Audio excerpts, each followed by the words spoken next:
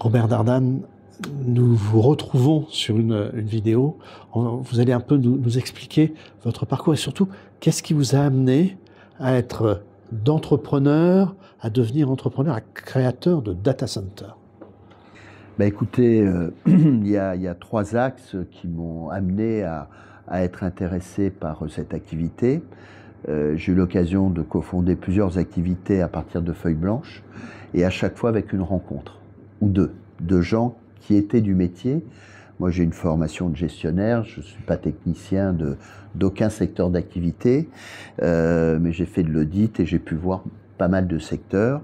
Et mon apport, c'est d'oser la feuille blanche, mais toujours à plusieurs partenaires où on partage des compétences complémentaires. Donc, ce n'est pas ma seule démarche, c'est la démarche avec des associés, avec une direction d'entreprise. En général, je ne suis pas impliqué dans la gestion quotidienne de l'entreprise, mais j'essaye d'apporter le développement, d'apporter la croissance de l'entreprise sous l'angle financier, mais pas que. J'aime comprendre les métiers dans lesquels je suis.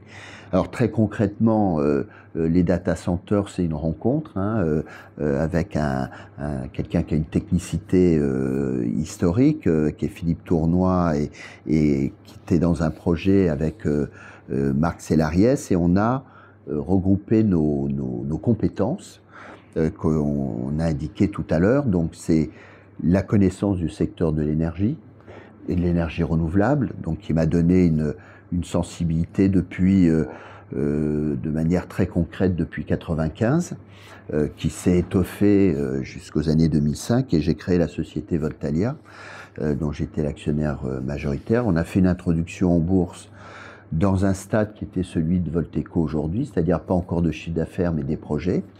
Et puis cette entreprise a grossi. On a commencé par 2 pays principaux.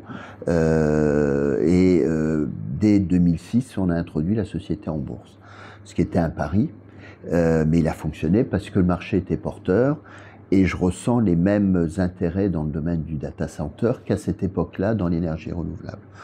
Et à travers ça, j'ai pu vivre des expériences de 3 introductions en bourse sur 3 secteurs différents et des partenariats financiers.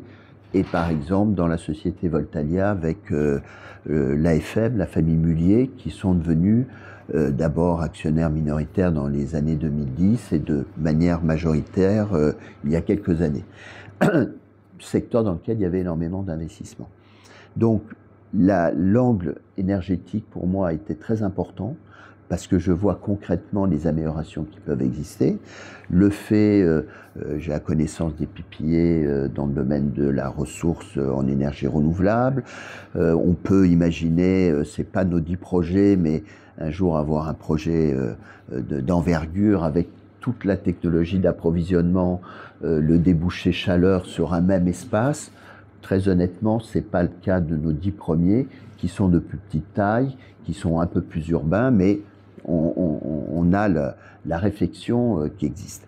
Donc, le volet énergétique est effectivement très important, puisque c'est une des grandes critiques qui est faite au data center. Le deuxième, c'est l'intérêt technologique. Donc, il y a des méthodologies de refroidissement. C'est le poste qui consomme le plus, où il y a des évolutions technologiques. Il y en a une qui est initiée, qui commence à avoir des clients, qui est la DLC. Et donc, nos ouvrages intègrent déjà cet aspect-là. Et puis, il y en a une autre, l'immersion, dont la technologie est à peu près sécurisée.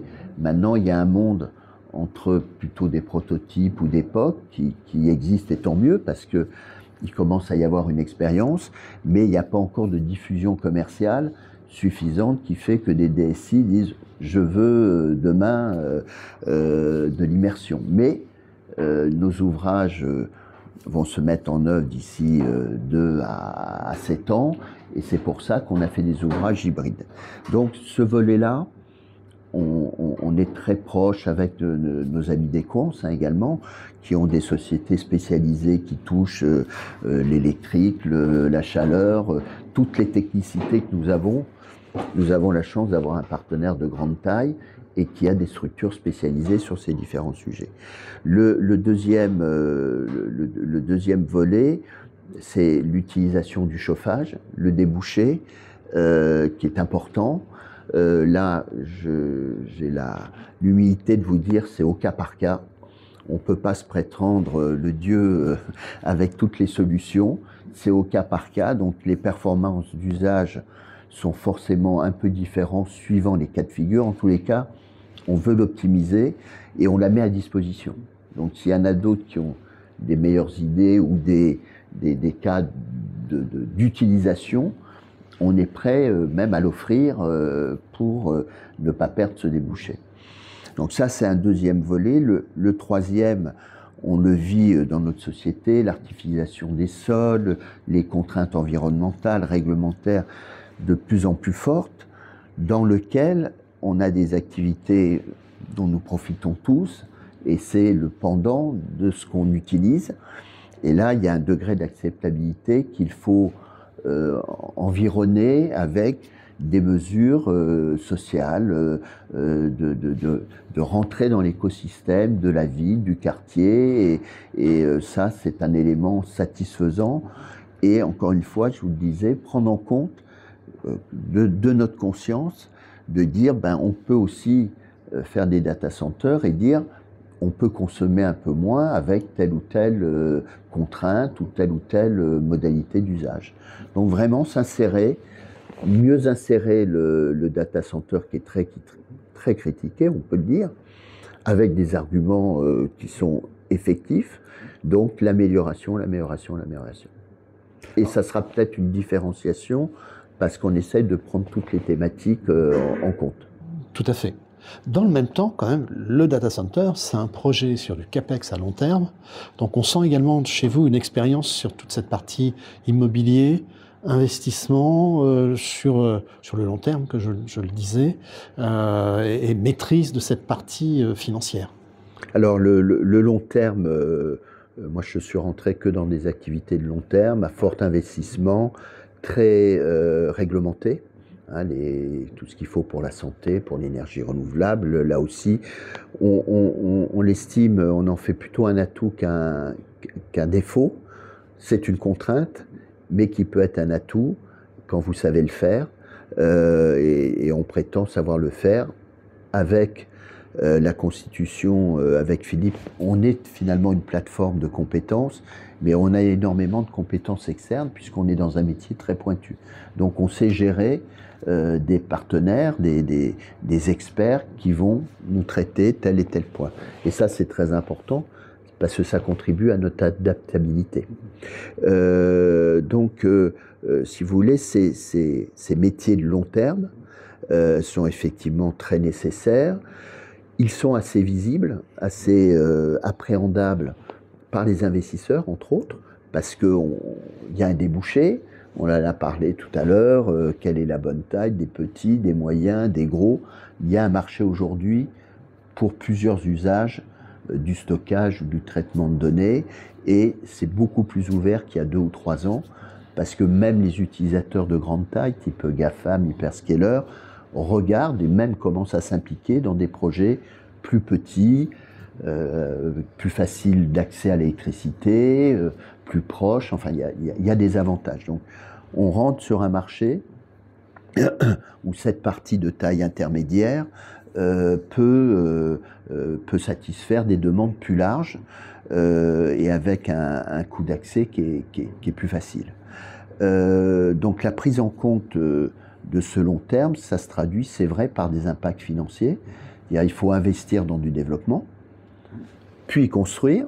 Donc on peut dire que les délais raisonnables sont de l'ordre de 3 ans à 4 ans pour être en production. Donc c'est quand même un délai non négligeable. Et donc la nécessité, c'est d'assurer un préfinancement, oui, un coût d'investissement qui est très important. Et puis après, l'exploitation, on peut dire, est assez rapidement rentable. Mais il y a toute cette phase, d'où une méthodologie de levée de fonds avec la banque Rothschild. Ce sont des domaines où des grands industriels ou des grandes entreprises sont intéressés. Notre exemple, et qu'on s'est rentré au début de notre projet. Donc ça intéresse des acteurs opérationnels. Et voilà, il n'y a pas de difficulté si vous avez un bon projet, si les choses sont avancées. On est dans le cas de figure assez idéal, c'est-à-dire on a préparé la base pour une dizaine de projets. On a défini un projet de construction bien précis, aidé par une entreprise d'envergure. Et donc ça intéresse des acteurs qui vont préparer l'utilisation dans 2 ans, 3 ans, 4 ans, etc. Alors, vous nous faites l'honneur de nous dévoiler un scoop, parce qu'on ne savait pas que vous aviez passé un partenariat avec la Banque Rothschild, qui vous accompagne, hein, en tant que... On s'aperçoit que les très gros investisseurs internationaux, on les connaît, hein, ont tous pris la marche du data center. Certains investisseurs français commencent à s'y mettre. J'imagine que l'arrivée de Rothschild, c'est quand même un point important. Et comment vous avez réussi à les séduire? Dans ces secteurs à fort investissement, j'ai vu l'expérience de l'énergie renouvelable à partir des années 2002-2003. Ce sont des secteurs où il y a beaucoup de nouveaux players, des players qui sont en début de développement.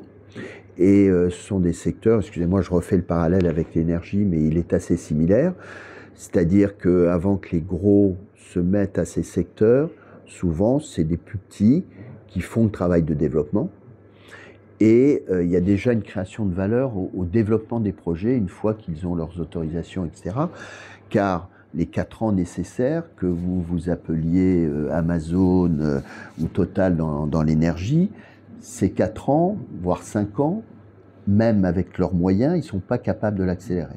Donc ça a déjà une valeur si jamais on vous rachète votre projet. Nous, on n'est pas dans le seul métier du développement, c'est pas du tout. On est une société à vocation industrielle et donc on va faire les étapes.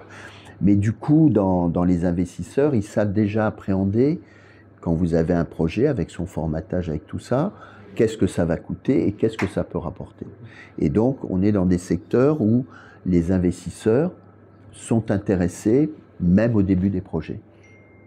Voilà, donc on se situe, mais à peu près tous les secteurs d'activité d'infrastructure qui sont pas du service public, mais qui ont quand même une connotation d'organisation d'un service public, ont des attraits pour les investisseurs. Je peux rajouter un mot d'ailleurs, vous connaissez le secteur depuis longtemps. Là, ce qui est notable depuis aussi 1 à 2 ans, c'est que le monde des investisseurs immobiliers s'ouvre à des nouvelles catégories d'investissement. On comprend pourquoi. Il y a un secteur bureau et habitation un peu en difficulté. Il y avait eu toute la période du développement sur tout ce qui était entrepôt. Et là, il y a un intérêt marqué de fonds qui n'ont pas encore d'expérience data, mais qui ont vraiment la volonté et ont prévu des poches. Donc cet aspect-là est à mettre en œuvre. Il n'est pas simple, mais il y a une vraie appétence avec l'élargissement des fonds à vocation immobilière. On le constate au quotidien. Du coup, j'ai envie de vous poser une question. Quel est le secteur que vous êtes en train de regarder Non, je suis consacré. On va vous suivre. Hein. Je suis consacré à celui-là. Dans chacun des métiers de long terme, je suis resté 15 à 20 ans. Donc j'ai une vision à long terme. Il y a peut-être d'autres aspects qui s'imposeront à moi. Mais en tous les cas, non, c'est une vue de long terme et avec des partenaires de long terme sans aucune difficulté. Alors si vous me permettez une dernière question, j'aime bien terminer par cette question. C'est vous avez des gens qui vont vous écouter, qui vont avoir envie de vous suivre. Quels conseils vous leur donneriez ? Alors, en tant que quoi, investisseur Vous êtes plutôt l'apporteur du projet et l'investisseur, donc oui. Alors, encore une fois, j'insiste, je suis dans le métier. Voilà. Mais c'est important de le rappeler. Je mets en avant une expérience qui me permet de visionner, lorsqu'on a commencé la feuille blanche, comment on peut construire pour avoir une entreprise d'une certaine taille qui gérera dans 6-7 ans une dizaine de centres, ce qui est déjà très ambitieux. Mais je sais qu'on peut y arriver et on peut y arriver en équipe. L'aspect humain, l'équipe interne, les partenariats ont toujours été pour moi extrêmement importants. Donc, c'est là où je vous disais, on est une plateforme avec des partenaires de grande taille souvent, et on arrive à faire le lien PME, grand groupe, avec, c'est pas les mêmes manières de fonctionner, clairement, mais on arrive à appréhender ce qui est nécessaire pour nous et leur expliquer ce qui est nécessaire pour une entreprise en développement. Donc ça, c'est une mixité importante. Et c'est vrai, je peux vous dire en conclusion, c'est que ce sont des marchés très importants qu'il faudra utiliser le mieux possible. On voit l'énergie, il y a des cycles, il y a des nouvelles frontières, il y a des transitions. Et dans la transition, il y a toujours beaucoup d'opportunités parce qu'il y a des choses qui vont être moins utilisées. Un certain nombre de data, petit à petit, s'arrêteront, parce qu'il y en a qui arrivent aussi à la période de fin de vie. Et donc, on est sur un marché très porteur. Et en conclusion, je ne voulais pas prendre trop de temps, mais j'ai une expérience dans 2 plateformes numériques d'une certaine taille. Et donc, j'ai vu le monde de l'utilisateur du stockage. Et donc, j'arrive à appréhender un peu l'intérêt des futurs utilisateurs et l'intérêt de ceux qui fournissent le service de data center. Et donc, on est dans un secteur passionnant, parce qu'évolutif et en transition. Je vous le confirme, en effet. Merci. Je vous en prie.